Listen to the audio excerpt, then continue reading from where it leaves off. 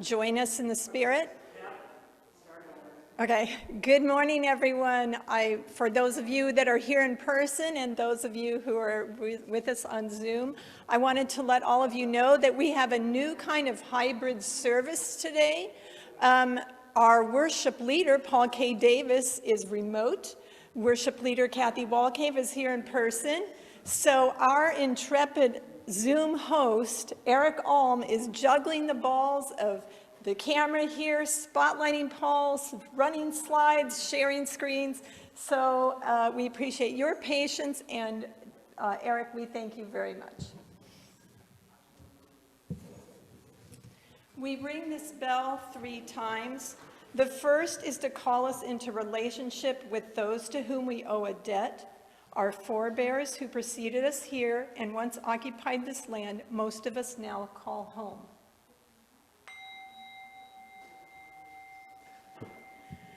The second bell calls us into relationship with ourselves and one another, that we learn to grow in wisdom and compassion and share it generously.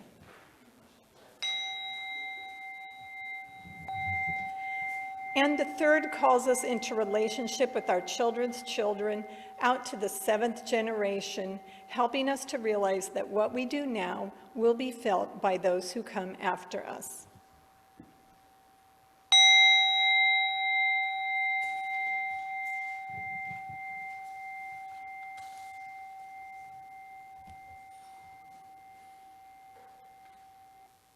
Good morning. I'm Paul Davis, a member of our Worship Associates team. While Reverend Greg is on study leave and vacation, we are providing services. I will be leading this morning's service with Kathy Walcave as associate. Music is provided by our Peak Performers Choir and pianist Joanne Schreiner. Recently, in a committee meeting of this congregation, discussion turned to why we come together for these services. It was commented by one that we don't have the motivation some other denominations do of being afraid of going to hell if we don't practice our religion. My inner self burst forth with the statement that I was afraid the whole world would go to hell if we didn't get more people to be nicer to each other. With this and other motivations we each have, let us now join together in this service, planning to learn from each other and encourage each other to live and promote our values.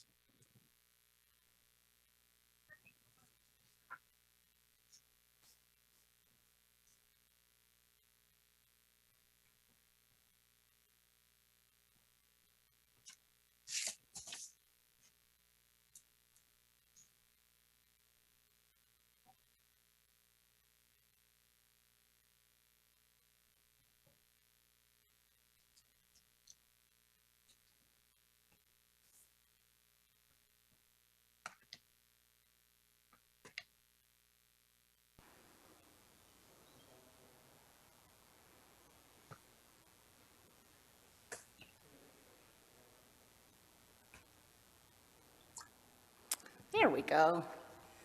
Good morning, everybody. We're, as we adjust getting back into Cole Hall, where things will get smoother more and more quickly each time. I'm Deanna Alm, and I am a member of the board, and we're so glad that you've joined us this morning. Unitarian Universalism is a radically inclusive, non-doctrinal, non-dogmatic, open-minded, and open-hearted faith. We are people who are all coming to truth from different paths.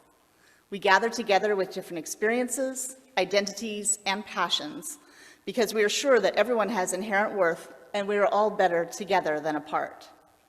Together, we see our job as to love this world, heal the hurt in ourselves and one another, and to be the change we'd like to see in the world. We are meeting both in person in Cole Hall and streaming via Zoom. For those attending virtually, please use the chat to share joys and concerns, personal milestones of importance which will be read aloud in the service. If you're here in person, we've resumed using our Joys and Concerns book, which is outside, and it's where you may write about what you want to share. I offer a special welcome to those who are here for the first time, including some folks I just met. Welcome out on the back porch. We've been reaching out and asking people to bring their friends because we think the world, especially now, needs some friendly places to gather and find encouragement and hope. In the meantime, if you'd like to get more information about the myriad of other things going on during the week, we invite you to look at our weekly newsletter and join anything that speaks to you. If you'd like to have the newsletter sent to you electronically, please let us know at welcome@mpuuc.org. As I am both the board rep and the welcome rep today, I'll post links in the chat box as soon as I return to my table. There are a few things to which we'd like to especially call your attention. Everyone attending the service, both inside and outside of Cole Hall, should be masked. We allow worship leaders, associates, and other service participants to be unmasked while speaking if they voluntarily disclose that they are vaccinated and are 10 feet apart from folks who may not be fully vaccinated. You can find more information about our safety policies on our website or on our bulletin board over here. We will have time to visit on the patio after the service. For those attending virtually, we'll have online breakout rooms. We also have a station where in-person folks can pop into those breakout rooms and visit with our virtual friends. A technical note, if you are in person and visiting the breakout rooms, when you leave, make sure you hit mute again so that the background noise doesn't overwhelm the folks in the breakout rooms. And finally, please do remember to sign up to help us have our hybrid services. You can always email Steve Walcave for details or look on our website for the sign-up sheet. Finally, if you hear or see something in this morning's service that inspires you or makes you laugh or brings you hope, please tweet it or share it on social media or just tell a friend. We are trying to start a wave of love and justice with every gathering. Thank you and welcome again.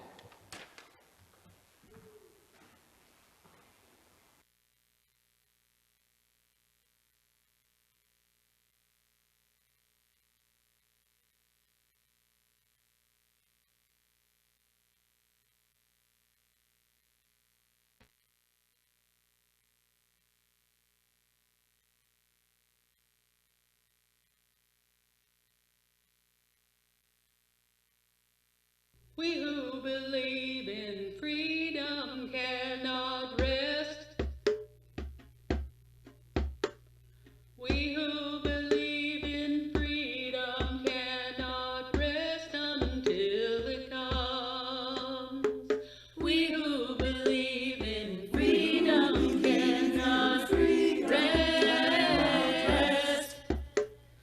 We who believe in freedom cannot rest until it comes. Till the killing of black men, black mothers' sons is as important as the killing of white men, white mothers' sons. That which touches me most is that I had the chance to work with people, passing on to others that which was passed on to me. We who believe in freedom cannot rest. We who believe in freedom cannot rest until it comes to me. Young people come first. They have the courage where we fail. And if I could but shed some light as they carry us through the gale. The older I get, the better I know that the secret of my going on is when the reins are in the hands of the young who dare to turn against the storm. We who believe in freedom cannot rest.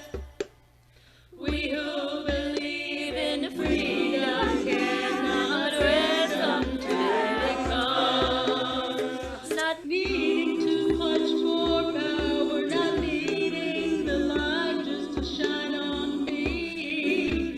I need to be one in the number as they stand against tyranny. Struggling myself don't mean a whole lot. I've come to realize that teaching others to stand up and fight is our struggle survives. We who believe in freedom cannot rest. We who believe in freedom cannot rest until it comes. I'm a woman who speaks in a voice, and I must be heard. Sometimes I can be quite difficult. I bow to no man's word. Whoa, we who believe in freedom cannot rest. We who believe in freedom cannot rest until it comes.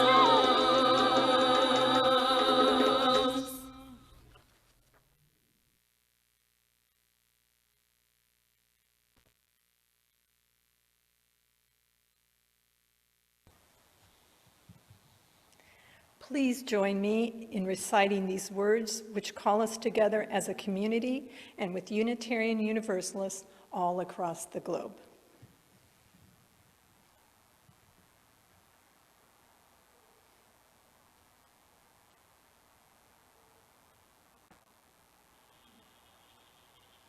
We light this chalice to remind ourselves to treat all people kindly, because we are all one family, to take good care of the earth, because it is our home, to live lives full of goodness and love, because that is how we can be the best people we can be.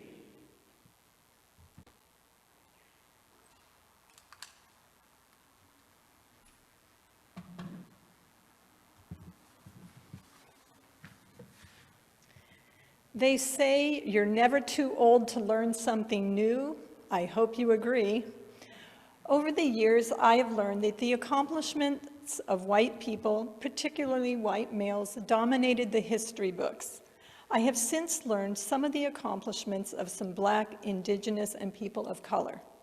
I feel my knowledge only scratches the surface of the vast number and breadth of these accomplishments. How many of you remember playing the game, red light, green light? Raise your hand. Play that game. As a teenager, getting my driver's license, I saw the important contribution of the traffic signal to help drivers navigate busy roads safely. I did not know, however, who invented the traffic signal. I only learned this while piloting a new language arts program in my first grade class about 4 years ago. Please raise your hand if you know who invented the traffic signal. It was Garrett Morgan, an African American. Something I just learned in preparing for today's service is that there is a National Women's Hall of Fame in Seneca, New York. One person inducted into the Women's Hall of Fame is Ella Baker, the person who inspired the song we just heard.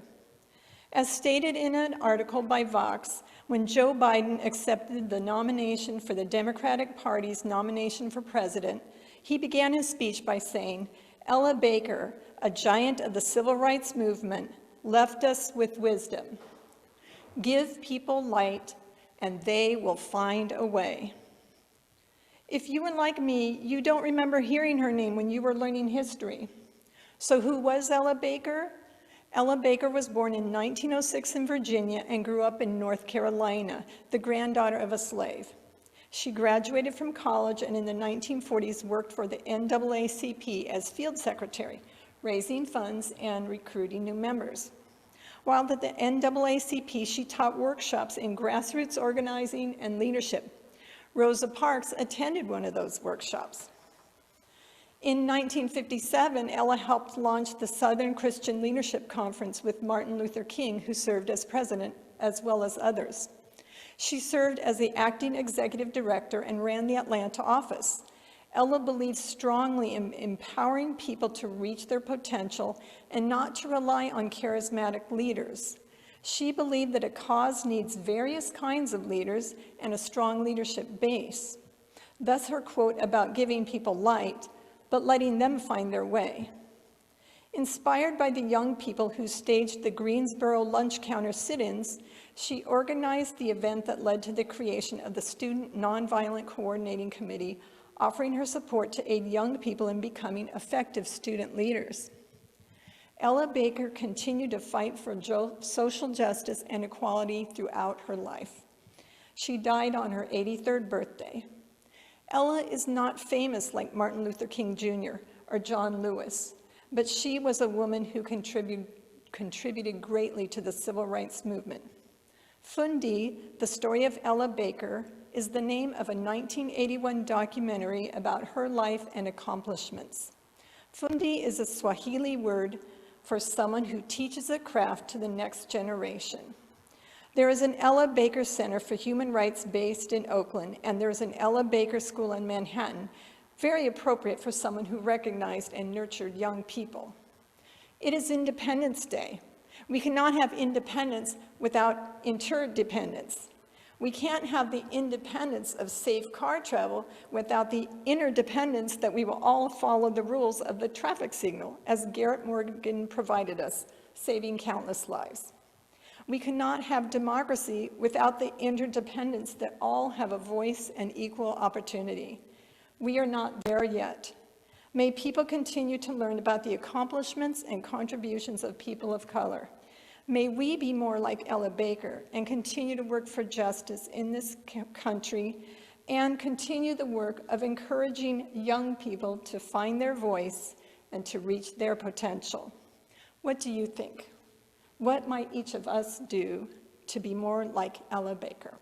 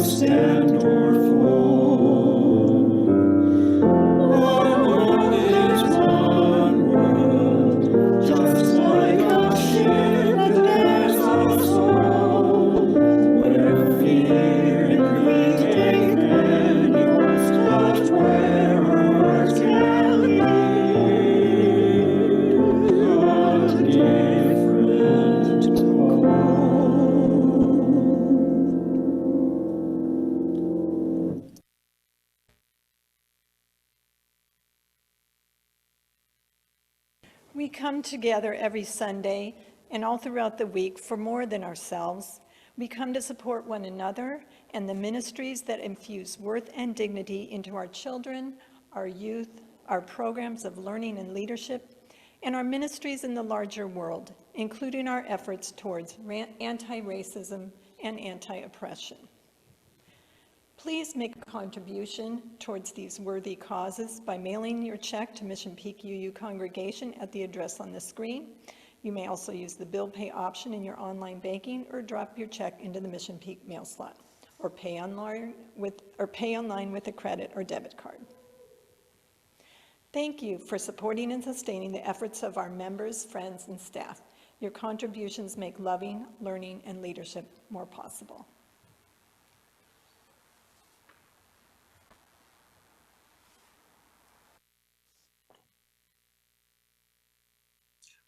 One of the things that allows us to find hope and meaning, especially in the hard times, is the love and support we show one another.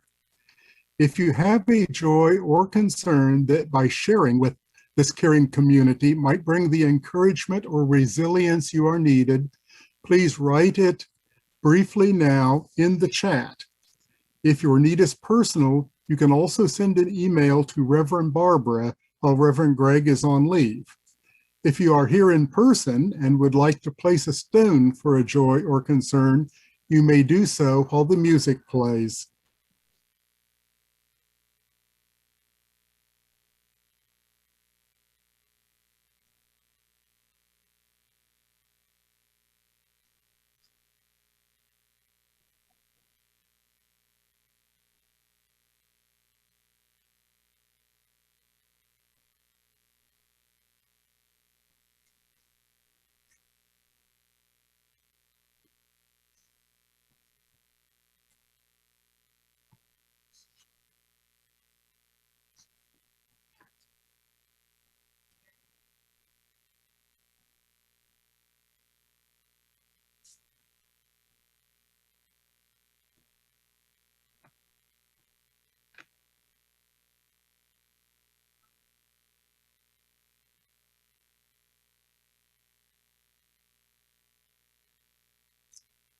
Do we have music?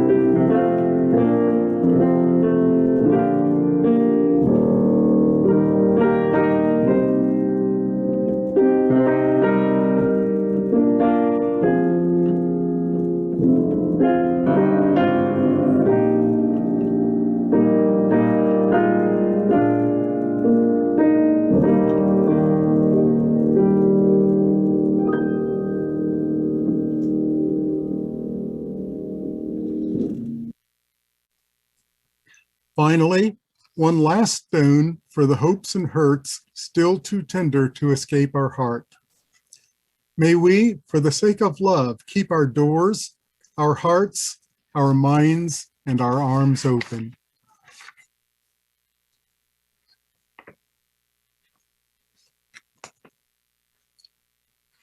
Please join me now in reading Abraham Lincoln's expression of the idea of democracy, which is number 586 in the back of our gray hymnals, and which will also be displayed on the screen, all reading together rather than responsively.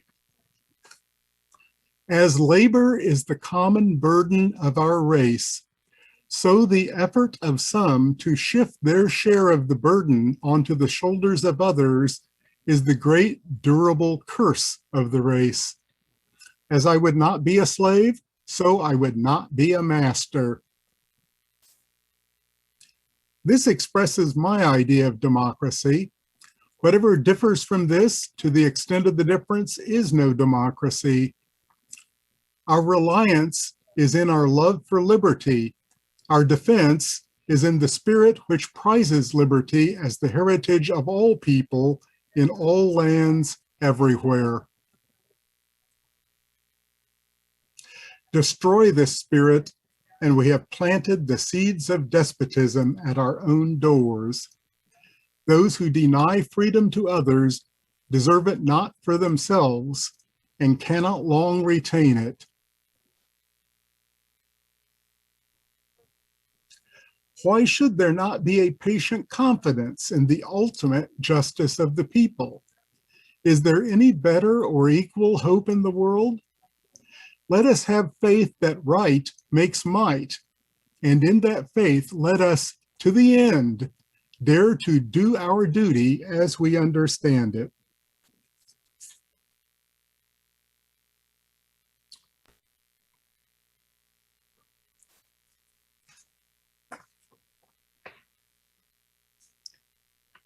Today is the 4th of July, the national holiday of the United States of America.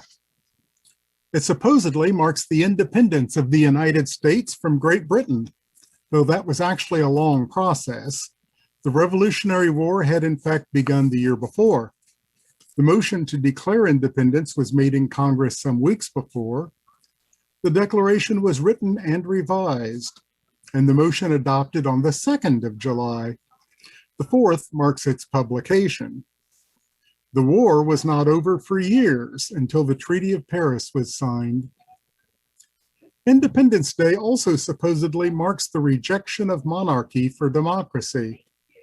But that is actually an even longer process, beginning in ancient times and not yet complete as I speak. It is this great democratic process, which I take as my topic today. I will seek to place democracy in the context of interdependence, which is our monthly theme for July. We Unitarian Universalists hold democracy to be sacred. One of our fundamental principles reads, quote, "We affirm and promote the right of the conscience and the use of the democratic process within our congregations and society at large." One may ask, why a religious movement should include in its principles any reference to society at large, let alone specifically advocating democracy. Many religions are solely about the individual, their relationship to the divine, and to others within their religious group. But I don't see that we can promote the principles we espouse without the principle of democracy. Society at large, including government, exists whether we wish or not. We must engage it. Over 2,000 years ago, a king approached the Confucian philosopher Mengzi, called Mencius in Latin. The king requested private lessons. Mengzi agreed, asking the king whether he thought there was any difference between killing a man with a club versus with a sword. The king said there was not. Then Mengzi asked whether there was any difference between killing a man with a sword versus with a system of government. This succinctly expresses to me why people who espouse positive values should promote democratic forms of government. But what is democracy? Without meaning for the term, our affirmation is empty and our promotion is at best disjointed. In fleshing out this meaning, I note first that the noun in our statement of principle is not democracy, but rather process. We affirm and promote not democracy as a static condition, but rather the democratic process. In our special music earlier from our Peak Performers Choir, we heard Ella Baker's words that, quote, "We who believe in freedom cannot rest," unquote. Democratic freedom is a relationship among all of us, which, if not constantly being exercised and improved, will decay and wither away, or even collapse. There's much to this democratic process. We are accustomed to equating democracy with voting, but this is an extremely limited and very incomplete definition. Today, I wish to bring attention to other important components of the democratic process, some of which even began to develop in ancient times before efforts to establish voting and elections. To organize this analysis, I start with what the purpose of democracy is, dividing this into apparently contradictory aspects, but two aspects each of which is in fact necessary to support the other. I say the goal of democracy is anti-oppression, and the two aspects are protecting the majority from an oppressive minority and protecting minorities from an oppressive majority. I present my comments in two corresponding parts, though I see much interconnection between these two aspects. One can see a connection between voting and protecting the majority from an oppressive minority, provided, of course, everyone is allowed to vote and the results of the vote are respected. If not everyone is allowed to vote, then the tables may turn with a minority winning an election and potentially oppressing the majority.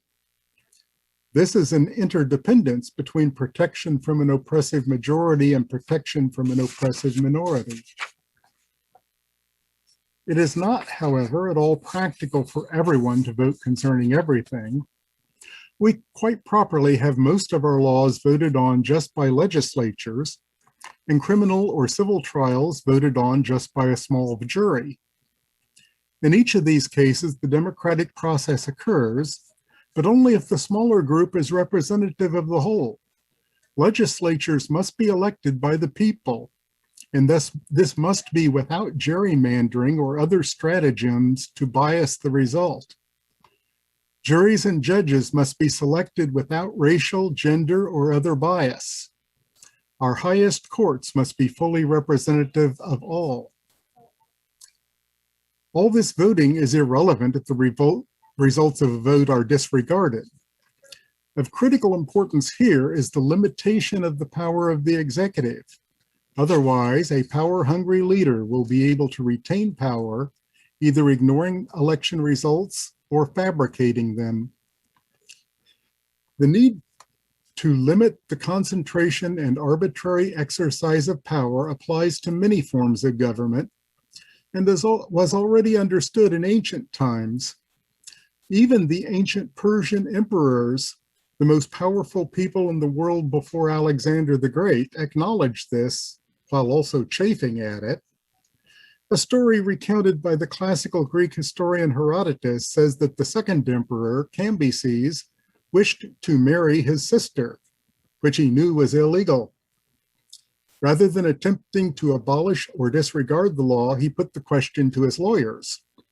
They, presumably fearing for their lives, concocted a loophole allowing the marriage. Though Cambyses got his way, it shows that the principle of limited executive power already existed.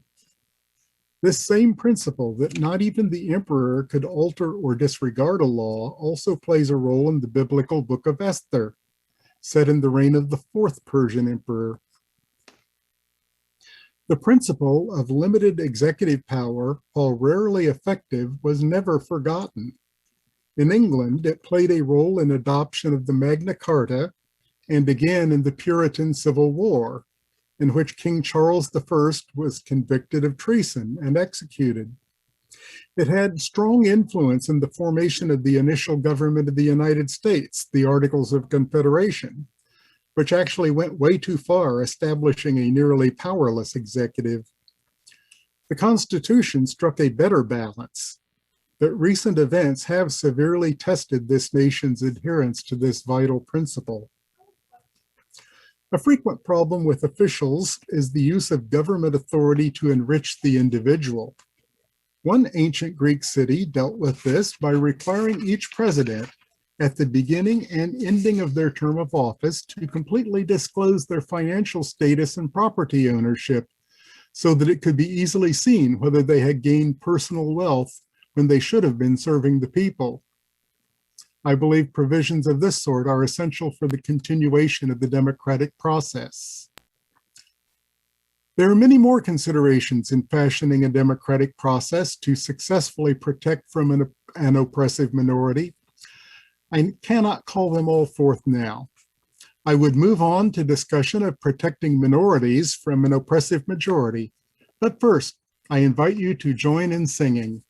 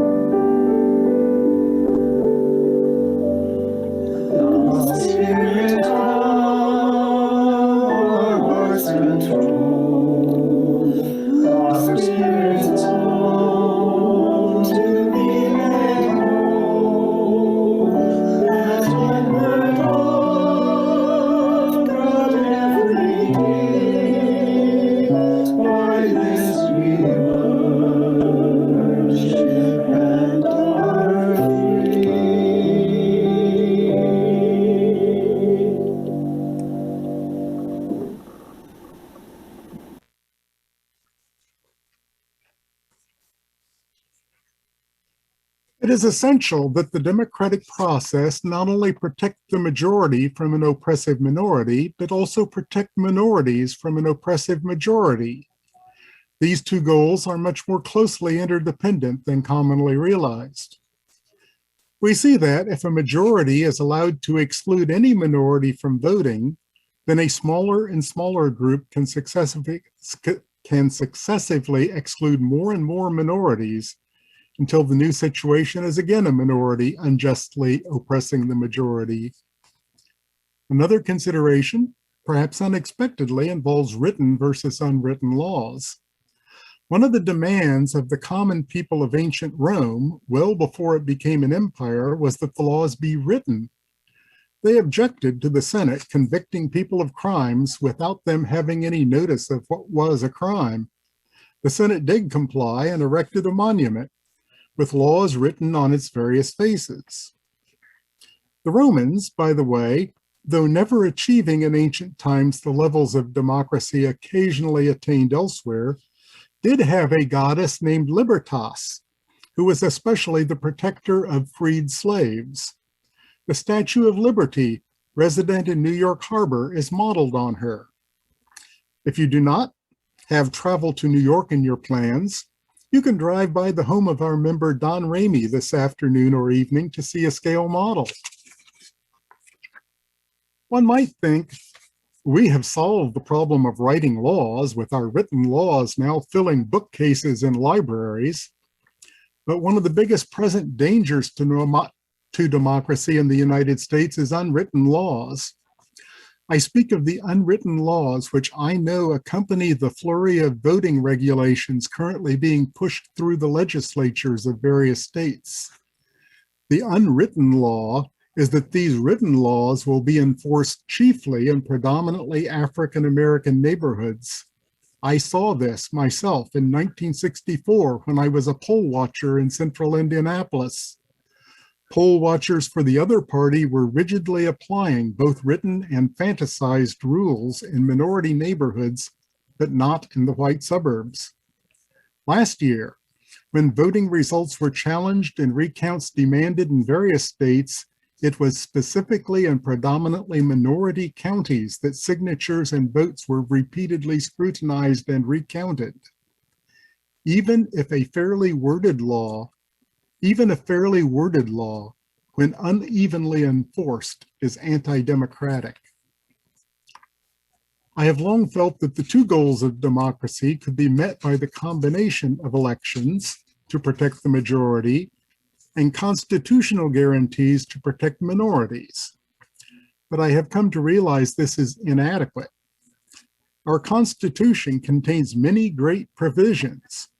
Perhaps the most far-reaching is that, quote, no state shall deny any person within its jurisdiction the equal protection of the laws, unquote.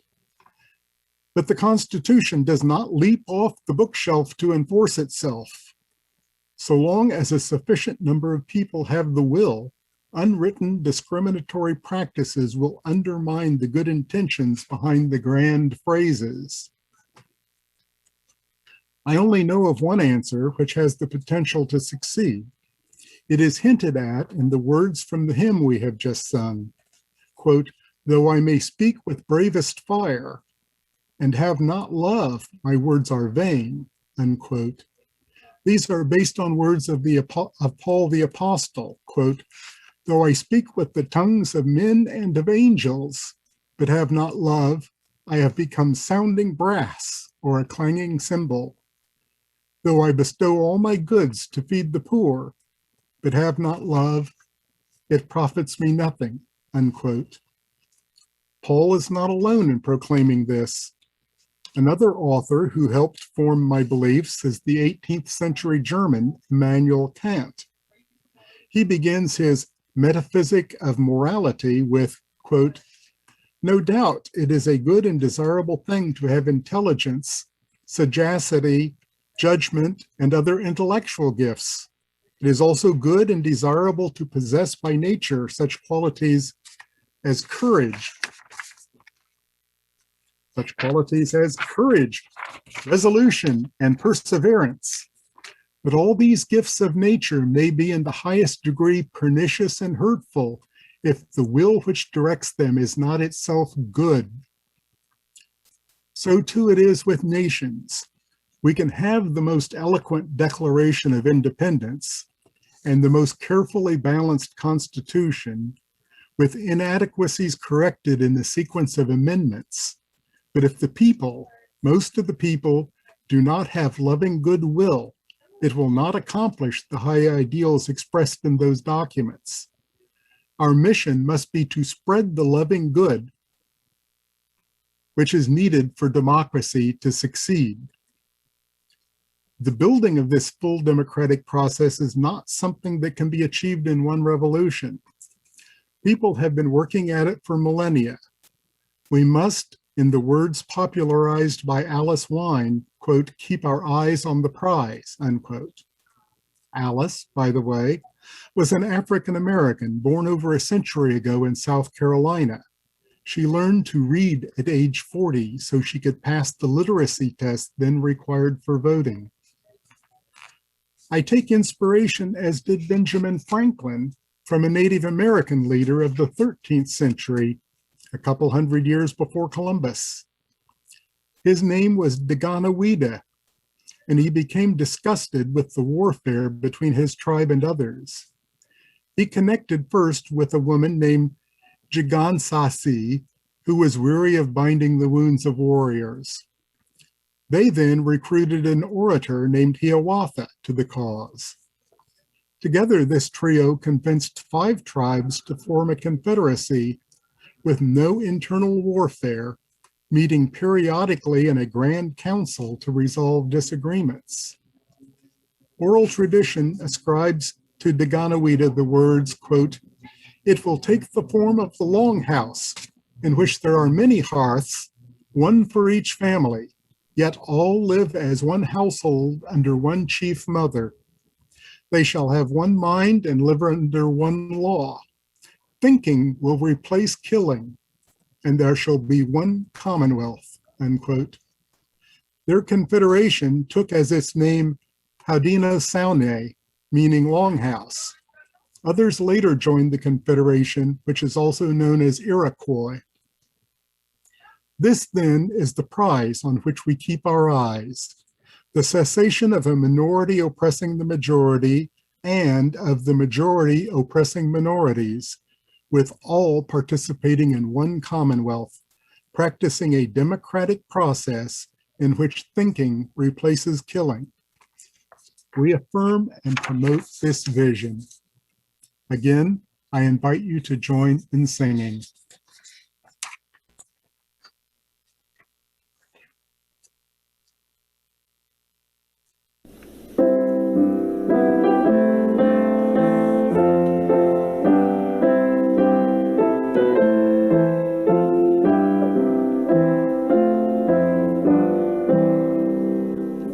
We will build a land where we bind up the broken.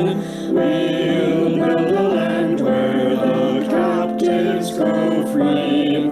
Where the oil of gladness dissolves all mourning. Oh, we'll build a promised land that can be.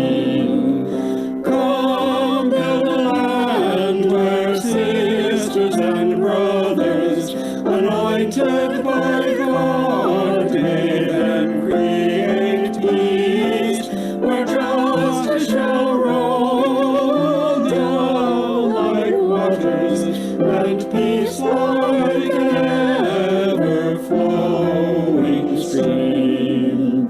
We'll build a land where we bring the good tidings to all the afflicted and all those who mourn, and we'll give them garlands instead of ashes. Oh, we'll build a land where peace is born. Come, build a land where sisters and brothers, anointed by God, made and create peace, where justice shall roll down like waters, and peace like an ever-flowing stream. Come, build a land where the mantles of praises resound from spirits once faint and once weak, where like oaks of righteousness stand her people. Oh, come build the land that we seek. Come build a land where sisters and brothers, anointed by God, made and create peace, where justice shall roll down like waters, and peace like an ever-flowing stream.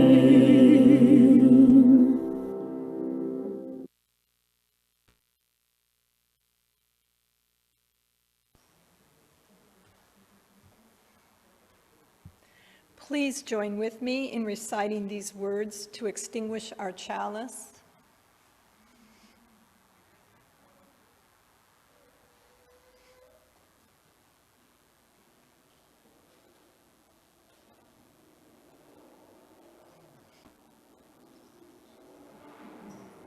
We extinguish this flame, but not the light of truth, the warmth of community, or the fire of commitment. These we carry in our hearts until we are together again.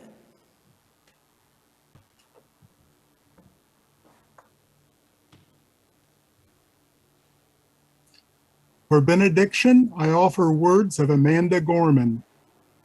Quote, "While democracy can be periodically delayed, it can never be permanently defeated. In this truth, in this faith, we trust. For while we have our eyes on the future, history has its eyes on us." End quote. Go in peace, but do not rest. Return in love.